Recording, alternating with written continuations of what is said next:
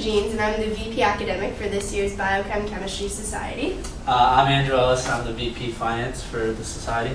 Hi, I'm John Wright. I'm the President for this year's Society. My name's Alana, and I'm the VP Biochemistry, who's videotaping right now. And Stephen Hall is our VP Chemistry for the Society as well. As you can see right now, I'm standing next to our Chem Biochem Society bulletin board, which is located on the second floor of Berkeley. So whenever you're walking by, just check. We've got some calendars up, and we'll have notices about anything that's going on, so we'll keep you in the loop. Yeah. And also located on the second floor, right beside our bulletin board, is what's called the Craig Resource Center. And this is open to all chemistry and biochemistry students. It's room number 215. You can see it's a spacious environment, great for working in. All kinds of tables.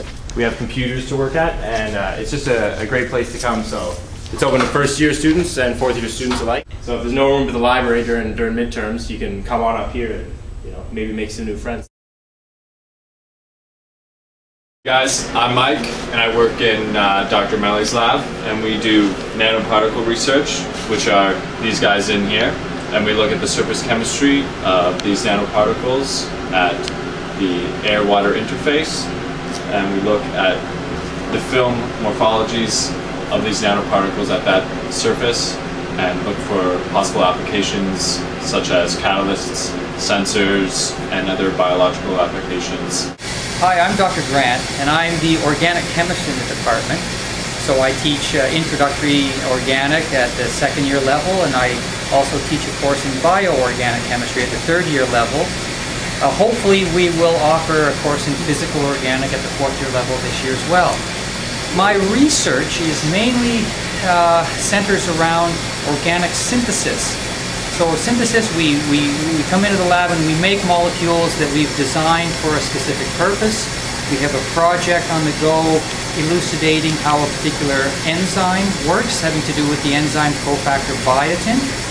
From that work, we have a new project where we've designed some novel organic polymers that might conduct electricity, that might even superconduct electricity, so we're trying to synthesize those. And various other synthetic projects. That's the main skill that you would learn in my lab and in my courses is synthetic organic chemistry. Hi there, I'm Ryan McFadden. I'm a fourth-year honor student working in Dr. Gandhi's research lab. And what most of our work focuses on is under the guise of green chemistry. And this sort of branches off into a few different subsections where we study chemistry in supercritical fluids, mostly the kinetics of free radicals reacting in supercritical fluids.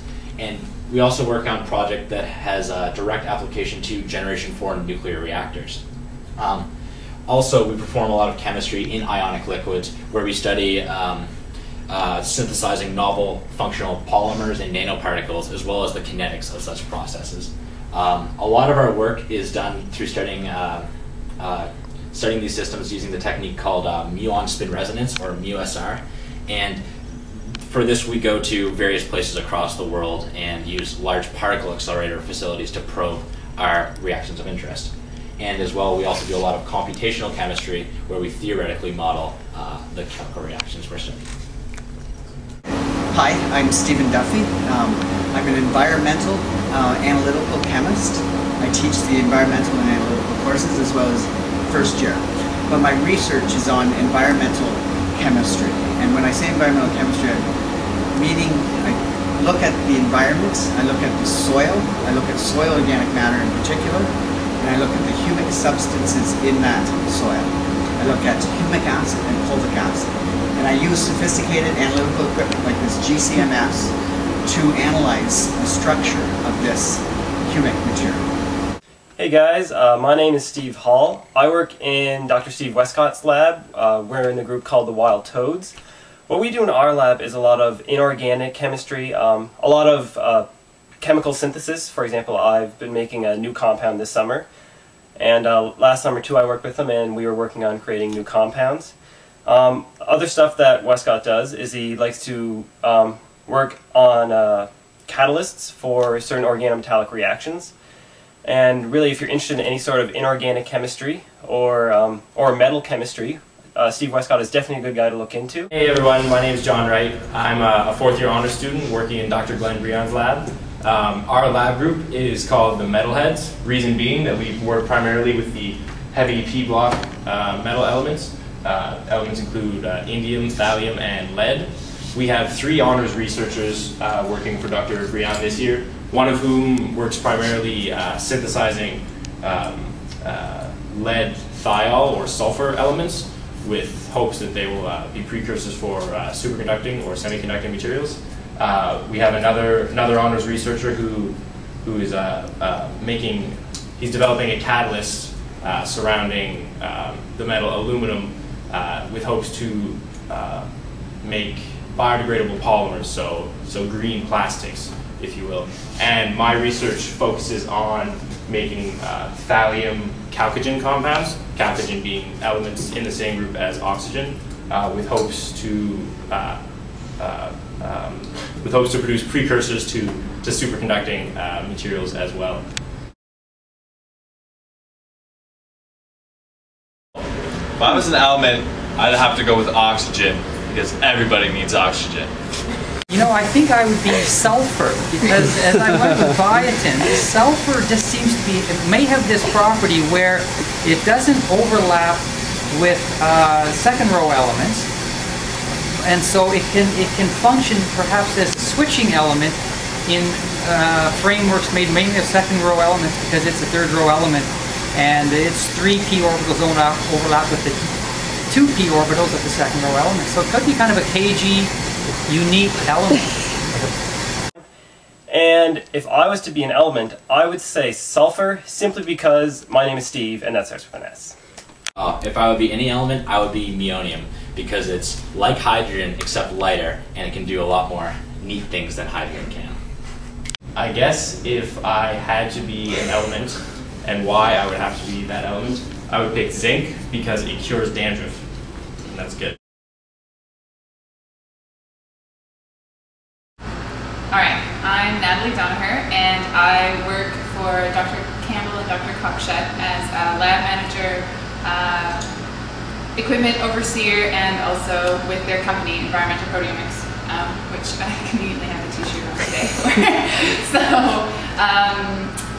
I want to talk a little bit about their research and more of the techniques that they use, because you have to talk to them in order to get a better idea of what exactly the overarching theme of their academic research is. But basically they both study on little green things that grow in the ocean, so a lot of algae, cyanobacteria, and I think some higher plants on occasion, but anyway, mostly small, mostly green, everything photosynthetic. And Dr. Cockshut mostly does projects that involve cloning. So cloning into E. coli, which is something that is done, I think it's second and third year lab components. So that's DNA, genomic DNA, usually amplification using PCR, cloning into E. coli, and then sequencing, and then potentially afterwards protein expression using a cell-free system that we use here.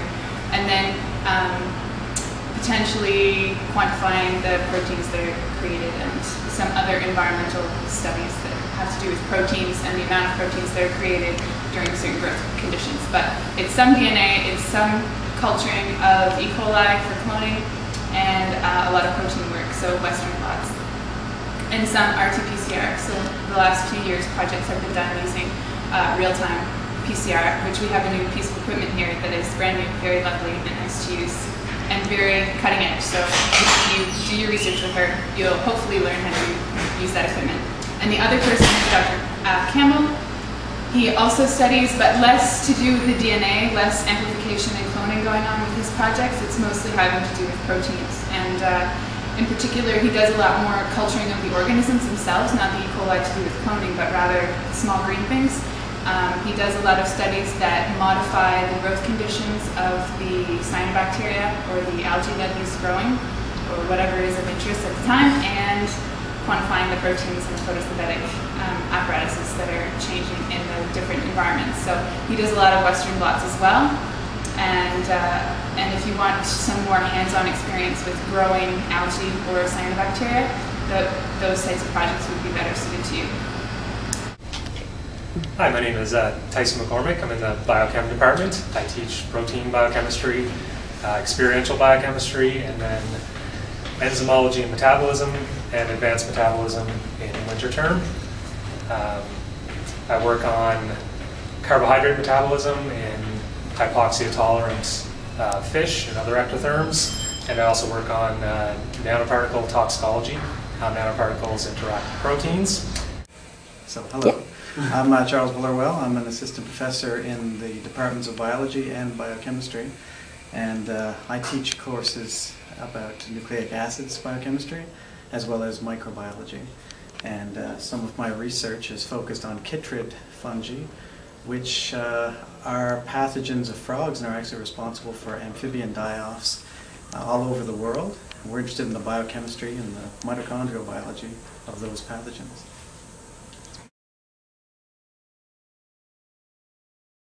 There is an enzyme that functions in the mitochondria of chytrid fungi that's of particular interest to me. I suppose I would be that, that protein if only to understand better how it's performing its function of repairing transfer RNAs that don't work properly. And my favorite protein is alcohol dehydrogenase. It's pretty obvious. So because I work for Environmental Proteomics as well, which is the company that they both started, we create protein standards and protein antibodies for researchers that study photosynthetic organisms. So I'm going to have to go with RBCL, which is the most abundant protein in photosynthetic cells, as well as the best-selling product of our product line.